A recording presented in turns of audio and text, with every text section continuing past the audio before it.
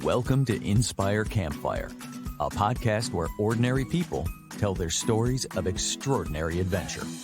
These are campfire stories meant to inspire the rest of us to light the fire within, get outside, follow our dreams, and return to tell our own stories. Ready? Let's strike the match.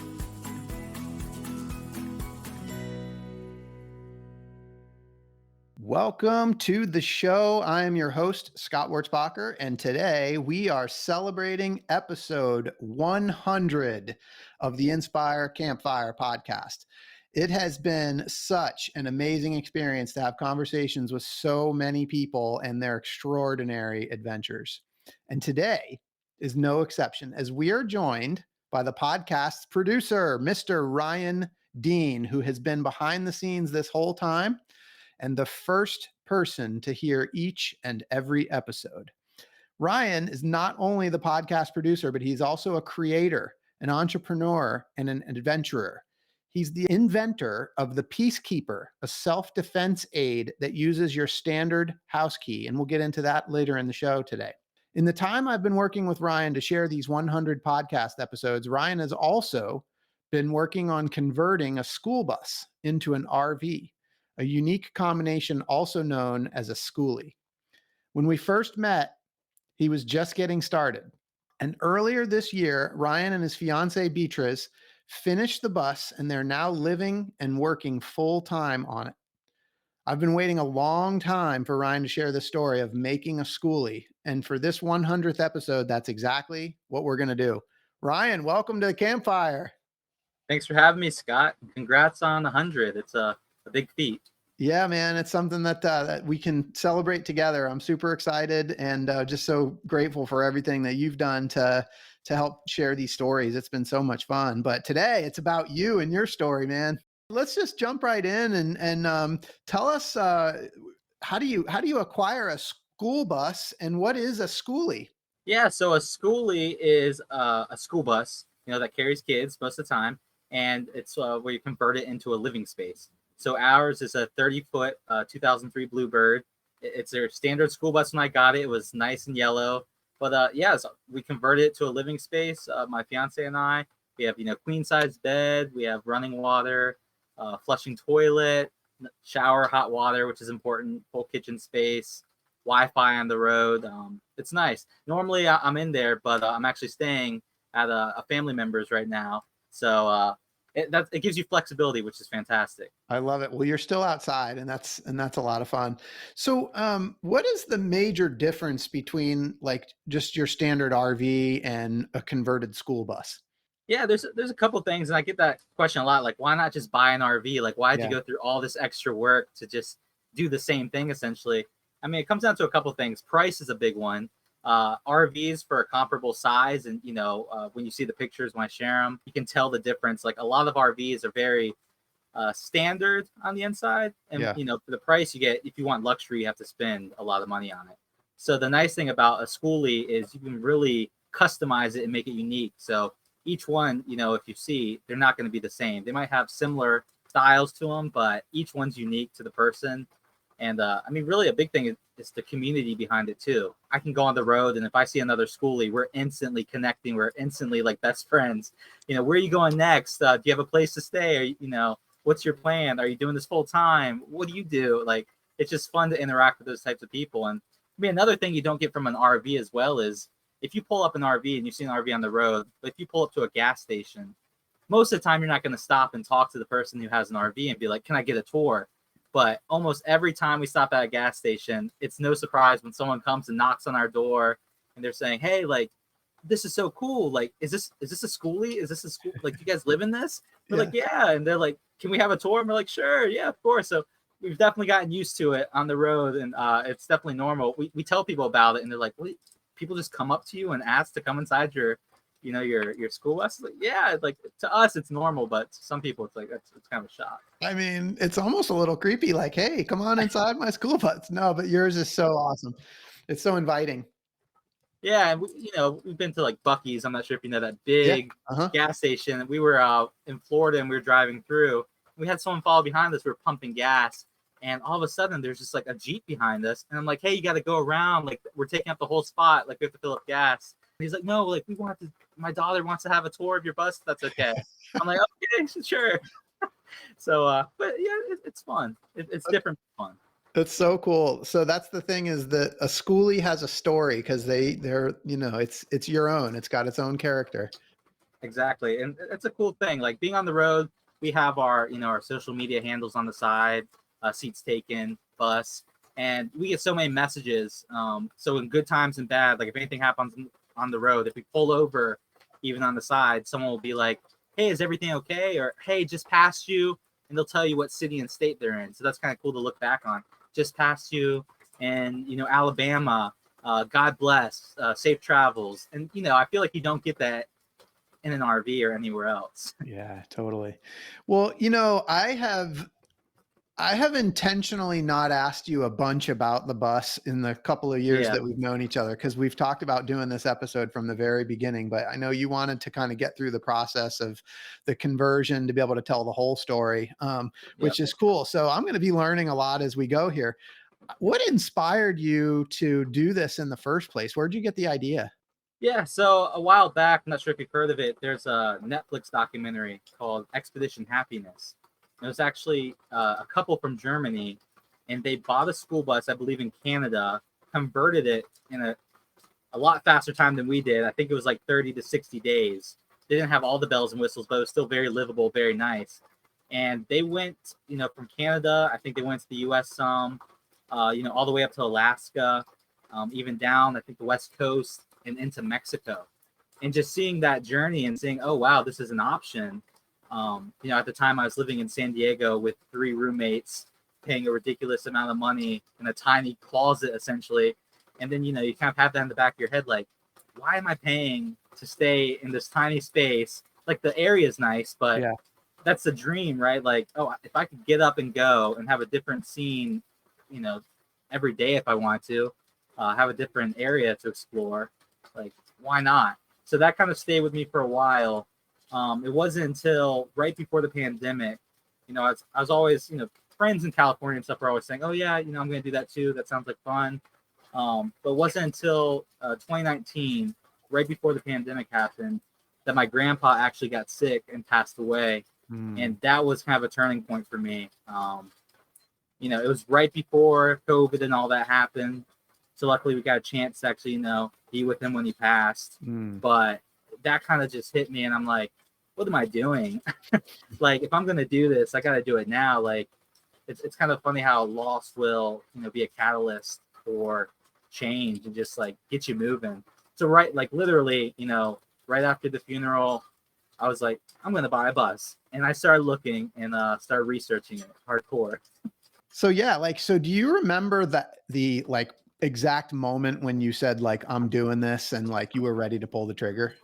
Yeah. The exact moment was when my grandpa passed, and that's when I was like, I'm gonna do this. I'm gonna look for a bus, and I did a lot of research. I had a specific bus in mind. I didn't necessarily just jump in, not knowing, and just buying a random bus. So I did a lot of research on it, and luckily, with the Skoolie community, there is a lot of resources online. And from the get-go, people in the planning stages to people who are, selling their bus, to people who are, redesigning it because, things happen. Some people change their lifestyle.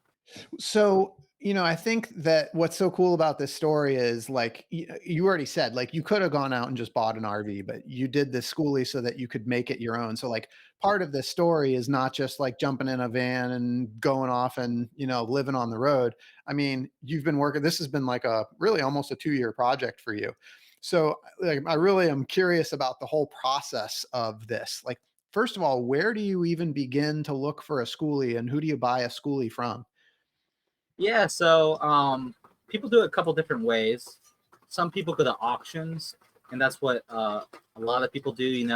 They'll research like the states that it's favorable conditions, and like a lot of school districts will be letting go a fleet of buses, and people will be like, go here and buy a bus, and you can get them for maybe $1,500 to $2,000. I kind of went a little different route, just kind of my planning ahead, and I wanted a certain type of bus. Like I said, it's a 2003 Bluebird, TC2000. It's a certain style. It's front engine, not rear engine.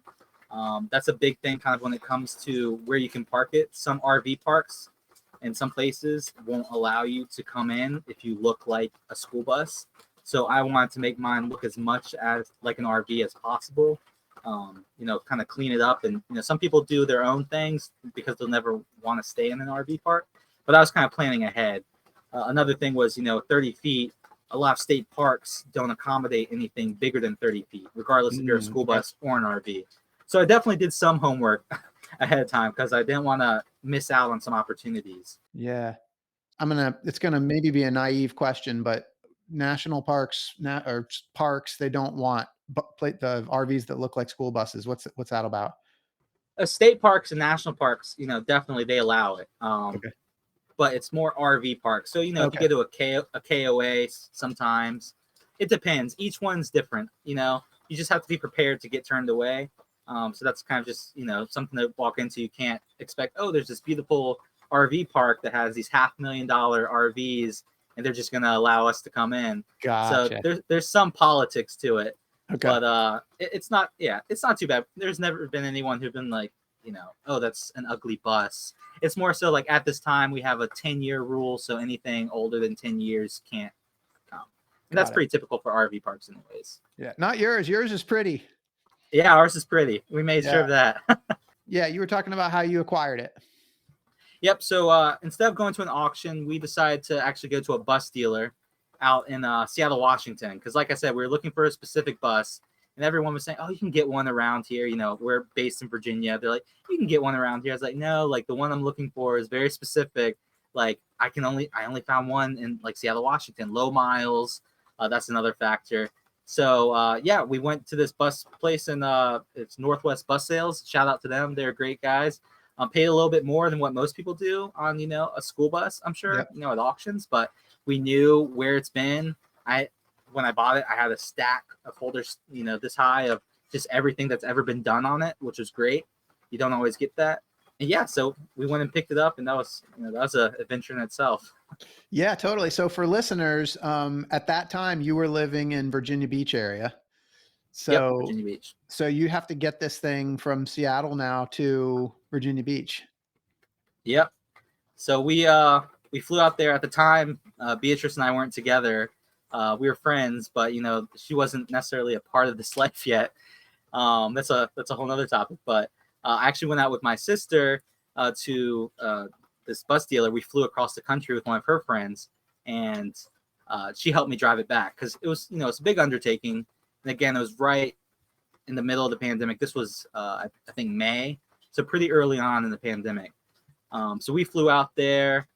Everything was scheduled to pick it up. Never drove anything that big before, so it was definitely a shock. And actually, the salesman, he gave us the keys. He drove us around. Then actually at a stoplight, he just kind of stopped, put it in park, and said, "Here you go, you jump in."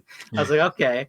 And so we were in Seattle, and I'm like, "This is not like a small, or like a big area where we could just have lots of room to maneuver." So it's definitely like trial by fire, just get in the hot seat. But it was fine. We traveled around.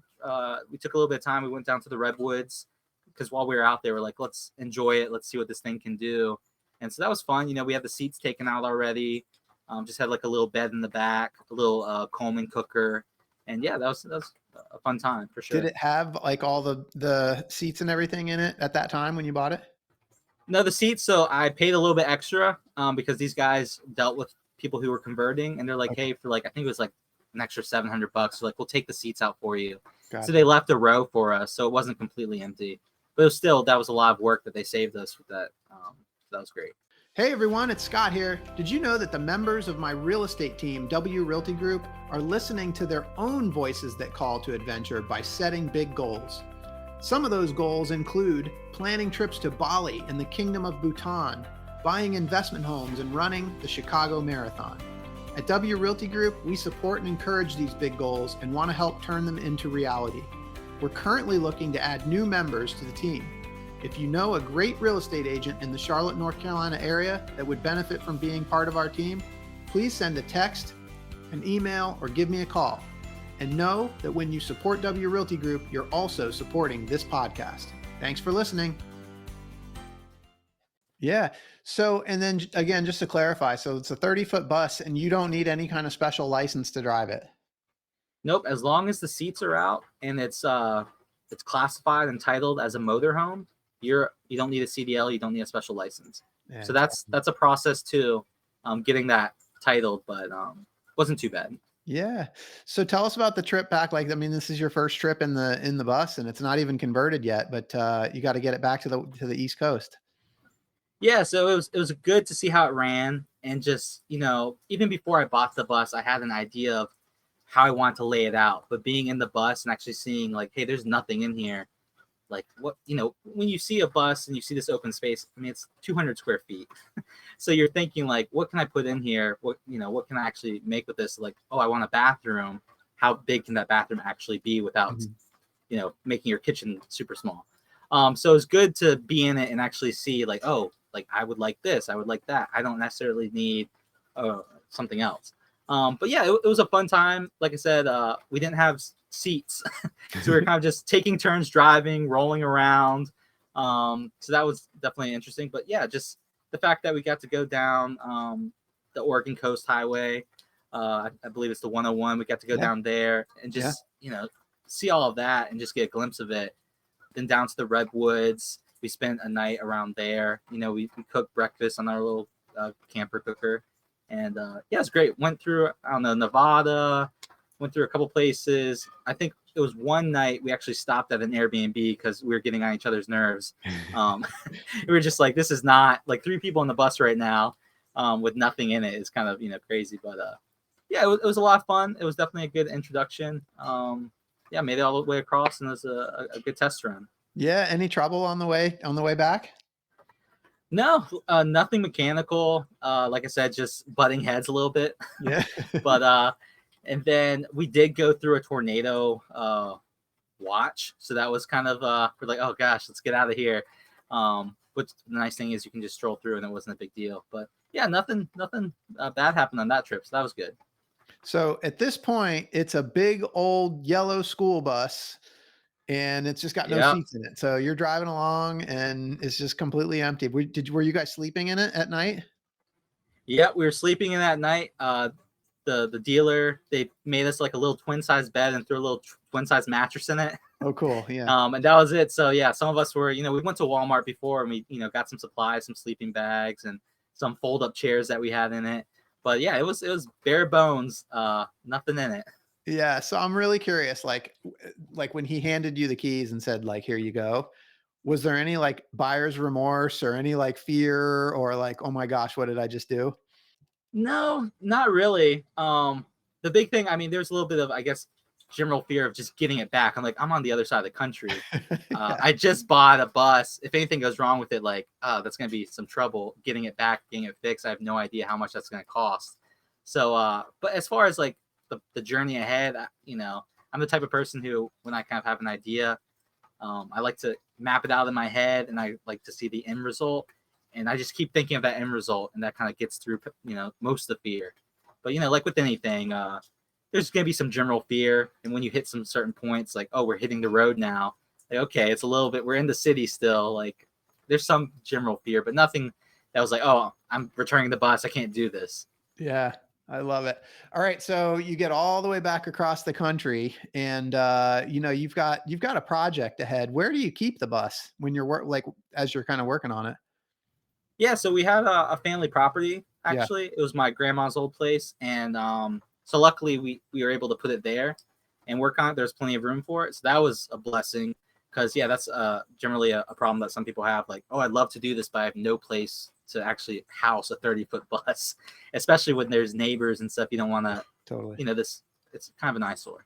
Right. But so we were able to work on it there. Yeah. And so you mentioned like you're a planner. So I'm really curious how much of this whole thing you had planned out in terms of what you were going to do to it, who was going to work on it. Like, I really want to get into like, what did you do versus what did you hire out? Yeah, for sure. And like I said, like, even before I got the bus, I knew the dimensions. I even had the dealer, like, they were across the country. They, sent me dimensions. They're like, hey, this is how far it is to the seat. This is how wide it is. This is where the wheel wells are, just so I had an idea. And then I actually mapped it out in my parents' backyard. I like mapped it out with stakes, and I knew this is the size it's going to be. So there's definitely some planning like that. And then, there's a certain order you have to go in, just like, you're building a house. You have to start with the foundation. Is there rust? Because once you pull, you don't know if there's anything under, the plywood that you pull up. There's like rubber on top. It's, been used as a school bus for 20 years. So you don't know what's under there. So that's the first step.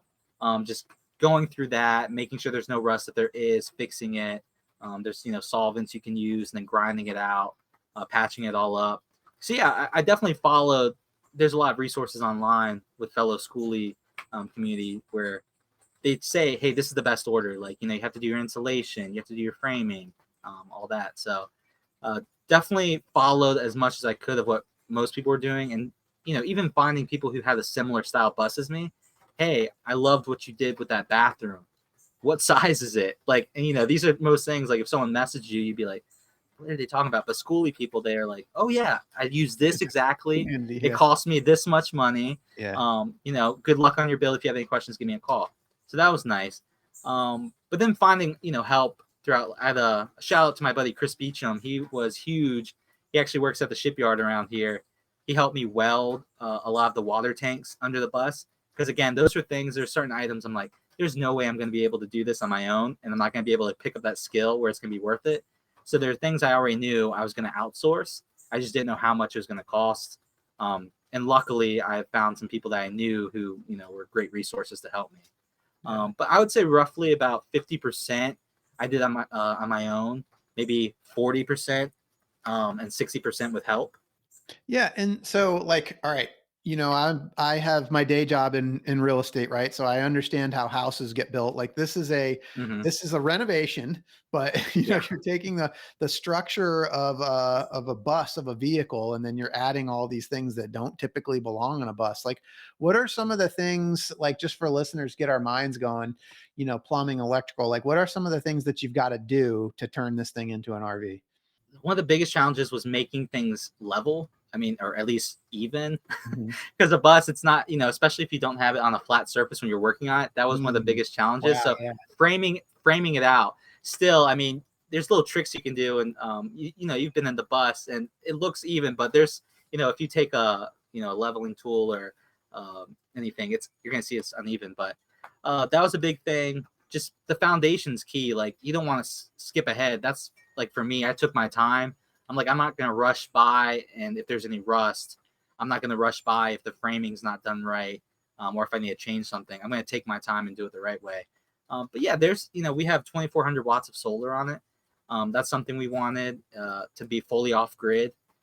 We have basically a full-size refrigerator inside with a freezer. So we have to make sure we have the power figured out so it could accommodate that, an AC unit. Running water for the kitchen. We have a stove and a cooktop. So there's a lot of things, and queen size bed, and we wanted to make sure to maximize that. Like I didn't want to have a full size or anything smaller. So we definitely put a lot of thought into we're gonna live in this thing.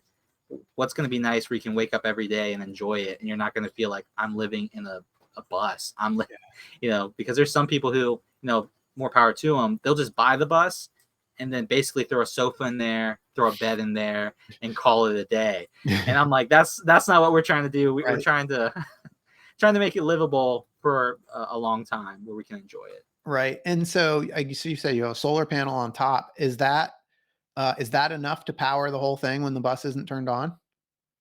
Yeah, that's enough to power it for. It really depends. If it's a cloudy day, it's gonna definitely drain faster because it's not pulling in any power. It can do probably 4 to 6 hours. But if it's a sunny day, it stores it up nicely. And again, we have a very, I guess heavy duty AC unit on top. That's one of the bigger draws. So that's definitely something that pulls a lot of our energy. But we just upgraded that recently. So it's performing well. Yeah. So, Ryan, I know you're somebody you've got kind of an engineer's creative's mind. Like you're a very handy person. Curious, like, did you have to acquire like any specialized tools for the stuff that you did? For sure. The painting, that was one big thing. That's something I did on my end. A lot of people just roll it. I was like, I don't want to roll it. I want to spray it. And I had no idea how to spray the bus. So I had to buy, some special tools for that, and definitely watch some YouTube videos. Yeah, there are definitely tools along the way. And with the painting, that was a big thing. Like I had to tell myself it was kind of that barrier of like, it's not a Ferrari, it's not a sports car, like it is a bus. Yeah. Like it took me so long to actually make the first spray because I'm like, what if it messes up? What if it bubbles? I'm not a professional because I was getting quotes for like $10,000, $15,000 just for the paint job. I was like, no way. Yeah. So we did it for about $1,000 with all the materials, all the paint ourselves. But yeah, there's definitely tools. But luckily, my family, I have my brother who helped some. He had some tools, saws with the demolition of, taking out the rivets. That's a big part of it. And just cleaning it all up, grinding everything. Yeah, definitely a lot of tools to buy. And then for the stuff that you outsourced, is it easy to find people that do this kind of work? That was a challenge because there are certain parts, especially with the electrical, that was kind of that's why I think it kind of took longer with the process. It would have probably been done in 6 months if it wasn't for the electrical. Since there's so many things, we have the solar, we have shore power. So when we go to a campground, we can plug in, or we can go, to a family member's house, we can plug in. When we're on the road, if we don't have access to the sun, we can still generate everything. So finding specific people, I call the local electrician, I tell them the project, like, hey, I have a school bus I'm converting. I don't know if you guys work on that type of stuff. So I had some people come through, but they didn't specialize in it, which made it tough. They're like, we can try, but it's like, that was one of those things I didn't want to mess up was the electrical. It's like, I don't want to ever have to worry about something catching fire on the road. So I actually got connected by a mutual friend, Daniel, and he was a huge help in the process. He did a lot of the finishing off of everything, the plumbing and electrical. He was a godsend. But he was out in Missouri. So that was actually an interesting story of driving out there with a half completed bus.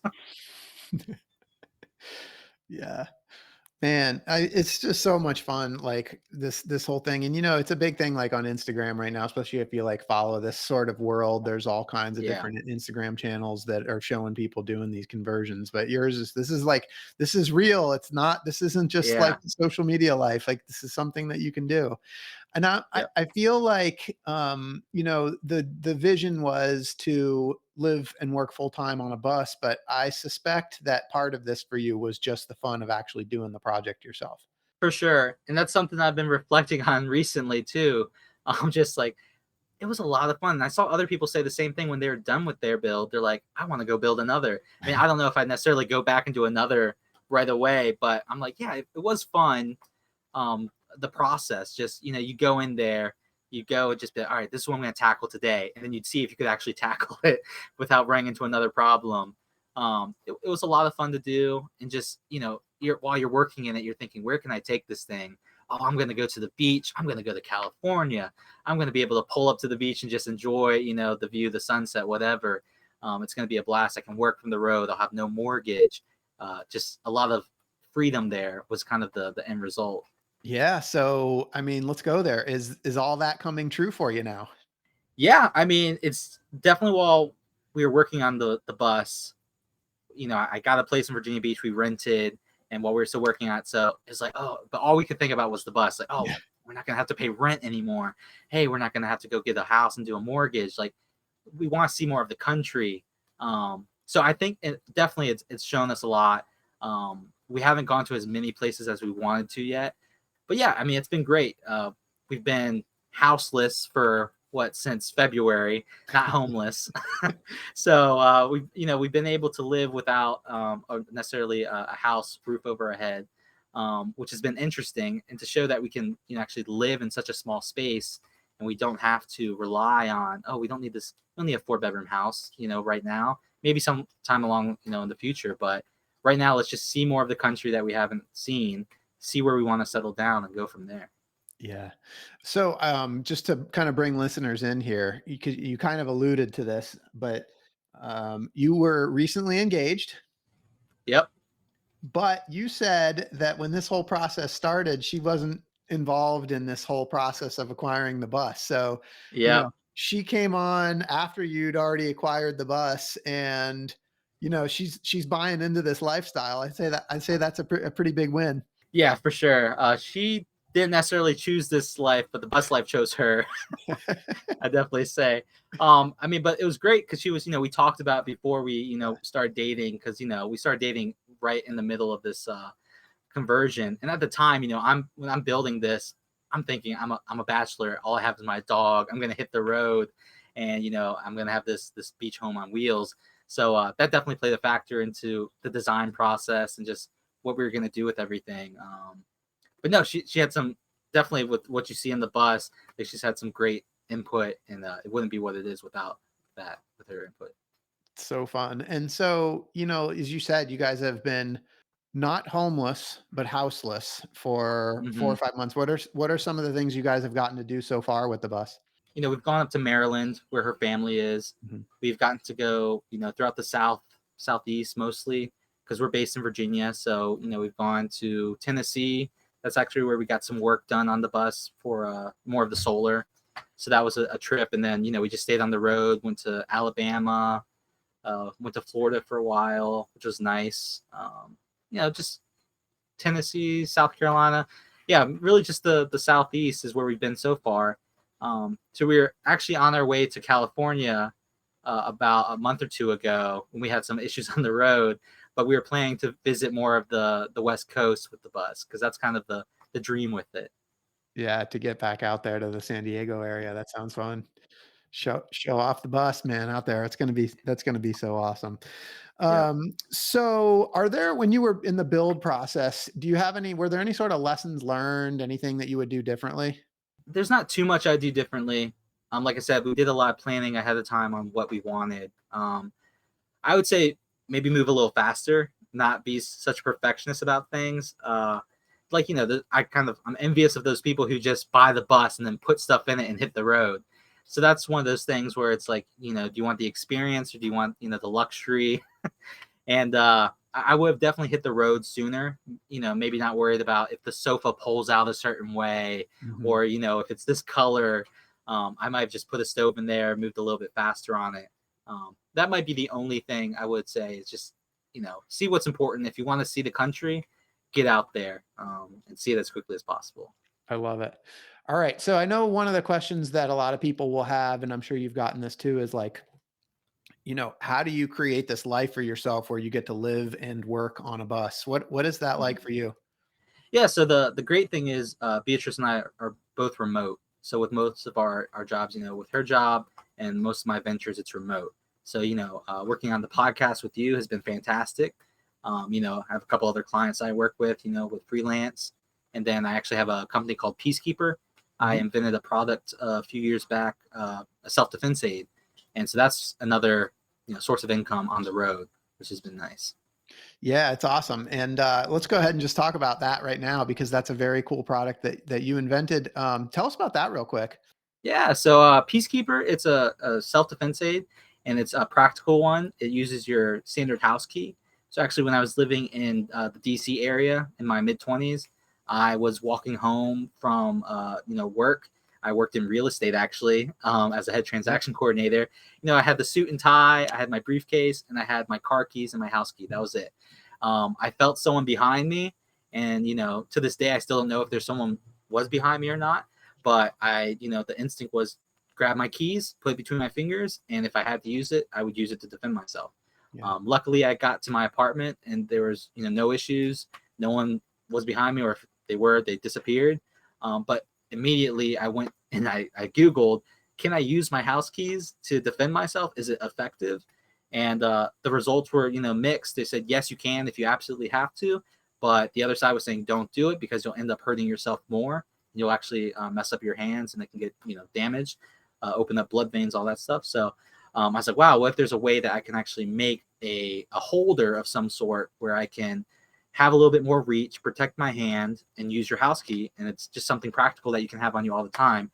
Pepper spray, mace, all that stuff is great if it you can use it, but there's certain age groups, there's certain places where it's not allowed, And it's just something, like I said, when I was working in real estate, I didn't think, oh, I should carry a gun or a knife. I just had my house keys. So yeah, a practical tool that anyone can carry. Yeah, and it's great. I've got one. It's very like ergonomically, it's easy to hold on to, and it's a really creative device that you've come up with, and it speaks to who you are, right? You invented the Peacekeeper. You are somebody that not only wants to live and work on the road, but you decided you're going to like find a bus and you're going to convert it. You're going to work on it. You like to use your mind. You like to use your hands.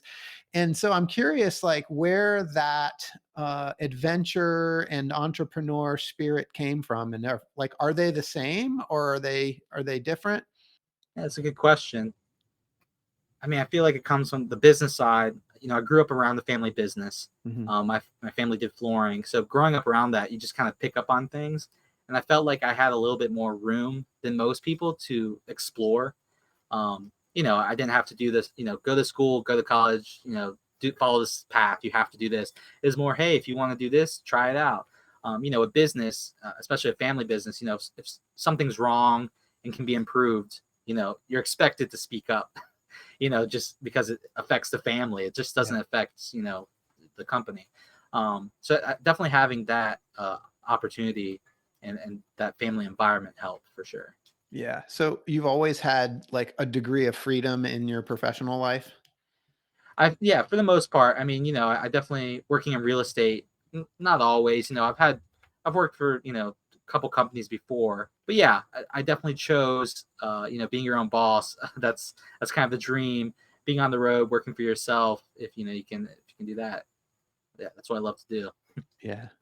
Man, it's so awesome. And, you just like, you're somebody that's always got a handful of different projects going on. And, that you are definitely the epitome of an entrepreneur. It's just so cool to watch. And so, one of your other ventures has been uh, working on this podcast with me, which has been so fun. And, here we are 100 episodes in, almost 2 years in.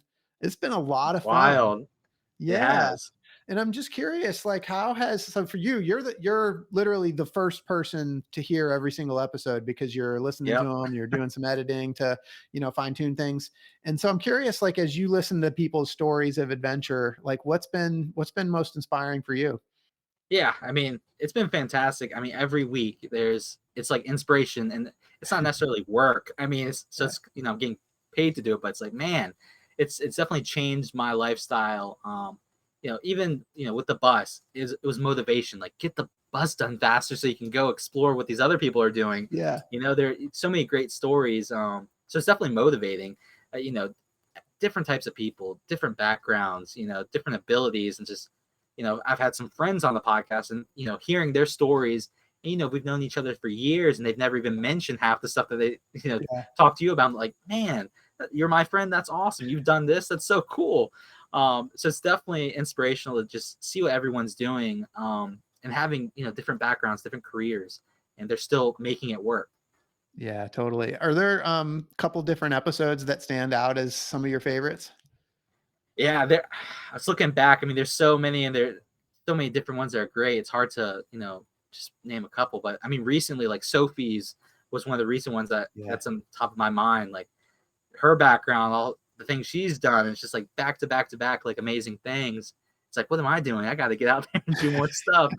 Um, you know, Karen Dark. I mean, all her incredible stories. She's been on a couple times, and just she keeps going back. It's not like, hey, I'm one and done. You know, she goes out and goes for more. And it's like, yeah, like with this bus, this isn't the end. Like, hey, if I go on to something else, it's inspiration to really go do more. Like, you don't have to stop and just, I completed something. Like, keep going at it. Yeah, totally. And I mean, even just to take that another level, you and I got to meet Karen Dark, right? She came on the Yeah. episode on a couple of different podcast episodes, but you and I actually traveled to the Kingdom of Bhutan with her. And Yep. That's incredible. I mean, what an unbelievable experience that we had. And there's actually a link from that trip back to your bus. Tell us about that. Yeah. So while we were there in Bhutan, we got to do a little shopping. And in this little shop, I found a door handle of a dragon. I'll include a photo, but it's the land of the thunder dragon. And it was like, I saw it. I was like, this is amazing. Like, there's only one of them. I was like, I don't know what the conversion rate is, but I just picked it up and I was like, I'm going to get that and I'm going to put that in the bus somewhere. I don't know if it's going to go in the kitchen, bedroom, whatever, but I'm going to get it. So, yeah, we brought it back and now it's actually on our bathroom door, our barn style door. It's so cool. The Land of the Thunder Dragon is the door handle to the bathroom on the bus. Yep. It's so Great. amazing. Yeah, it's been awesome.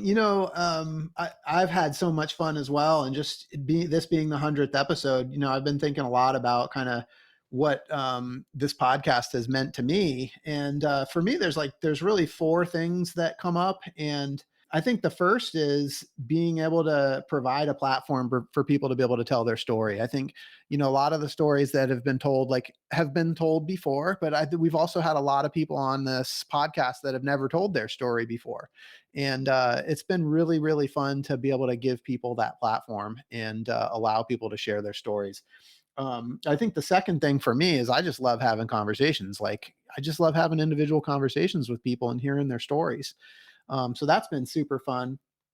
But like you, I think the third thing is the inspiration that I've gotten and just, listening to the people's stories and what they're doing. It makes me want to get out there and do more myself. And I mean, I have we went to Bhutan. There's just been I've done more camping this year than I have done in my lifetime. And, some's just car camping and some's just maybe a night here and there, but it's just that seize the day mentality. And, continuing to have these great conversations has been super inspiring. And then the last is being able to share these stories with our listeners. And, I think that one's important as well. So it's a very selfish thing for me, but it also feels good to know that, we're able to share these stories and hopefully inspire other people to want to get outside. Yeah, for sure. Yeah. So I'm curious, Ryan, if let's go back to the bus. For people that are inspired by your story and the bus, what advice do you have for people that think man, that would be really cool to get a school bus or to get an RV and go explore the country? What advice would you have for them, especially those that might be thinking well, I could never do that? Yeah, I definitely say just go out and do it. Visualize what you want. That's what I always did. So over the years, while I was working on that bus, I was visualizing, I'm going to be able to use this as a tool to work from the road, to explore more of the country, and then I'll go from there. So I kind of painted a picture of what the life I wanted to wake up to every day, for at least the next couple of years. And that was definitely important. Another thing, if you're, a thing for me is sometimes worrying about what other people are thinking. I feel like you're living someone's dream, but at the same time, you're living someone's nightmare. If that makes sense. Yeah. There's some people who I've told about the bus and they're like, that is so cool. And they have so many questions. Then I feel like there's the other part where they're like, that's awful. Why would you do that? Yeah. So it's I always kind of remind myself, not everyone's going to be on your team and want the same things as you. Some people, it terrifies them to go out into the woods. Yeah. It's awful. They would hate to live on the road. But then there's the other part. So you always if you don't find it in one part, just know there's another part that is all for what you're doing. Yeah, that's so cool. So, all right, Ryan, you've produced 99 episodes. We're getting ready to produce this one. And everybody that comes on this podcast has a couple of questions that they ask at the end. So I know you've had lots of time to prepare for this one. Oh, yeah. So I'm expecting an Oscar on this one. Okay, we'll see. Hollywood's going to pick up on your story at some point. They're going to hear about the bus. They're going to hear about your adventures, and they're going to want to make a movie about this Skoolie and Ryan's adventures. And I want to know, when they do, who's going to be the Hollywood actor that's going to play you in your movie? Yeah, had a lot of thoughts on this one, and I still have to go with the twofer. I think it'd be Pedro Pascal. Ooh. And yeah, and Jack Black. So I think it would be a mix of those two. Maybe past and present or something along those lines. Pedro Pascal, the Mandalorian, baby. Yep. Or Jack Black. I love it. Hey, can I offer a third? Because go for it. And I'm only doing this with you. I don't ever do this, but when we were in Bhutan, yeah. The little young monks at the monastery called you Aquaman because they said that you looked like Aquaman. Yeah. Jason Momoa. Yeah. Yeah. that was flattering. That was so much fun. Okay, what's your movie going to be called? I think it's got to be Seats Taken. Seats Taken. Yes. Seats Taken. I love Yep. it. That's one of your Instagram channels. Yep, Seats Taken Bus. Seats Taken, starring Pedro Pascal, Jack Black, or Jason Momoa. There you go. You get to decide. Well, listen, I just want to thank you so much for all that you've done to help me to spread this message. I think we've done a lot of work over the last couple of years to hopefully inspire our listeners to listen to that voice inside that calls them to adventure and hopefully inspire them to get outside. Ryan, if people want to learn more about you, your bus, or Peace KEYper, or any of your other ventures, what's the best way for them to do that? Yeah, for the bus, Instagram's the best way. We have all our photos and videos on there, at Seats Taken Bus. And then for Peace KEYper, it's everything on all the channels. It's at My Peace KEYper, KEYper spelled Key. Also mypeacekeeper.com. Awesome. And we'll make sure to include links to all of that on the show notes so people can log onto the show notes page and grab those things. For those listening, I hope that you've been inspired today as much as I have. I hope Ryan's story has encouraged you to listen to the voice inside that calls you to adventure, because we want to hear your story next. If you have a story to tell or just need a nudge to create one, please send me an email. We'd also appreciate it if you'd help us spread the word by leaving a review and sharing or tagging Inspire Campfire in your social media. And until next time, I want to encourage you to get outside. Thank you for listening. Ryan, thank you so much for being here today, and congrats on episode 100. You too, Scott. That's huge. Thank you.